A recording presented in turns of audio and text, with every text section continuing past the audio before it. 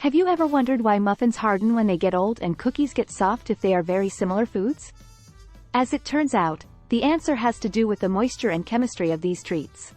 Cupcakes are fluffy because they contain a large amount of air in their batter, which is formed by beating eggs, sugar and butter. This air causes the muffins to dry out quickly when exposed to air, losing their moisture and texture. Therefore, if you want to keep them tender, it is best to store them in an airtight container or wrap them in aluminum foil.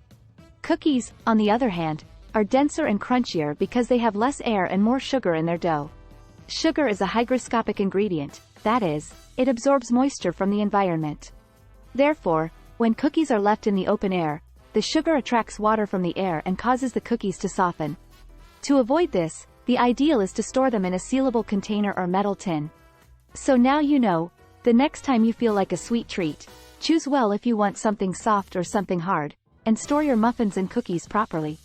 And if you have leftovers, you can always make an original dessert by mixing them with milk, eggs and cinnamon. Enjoy!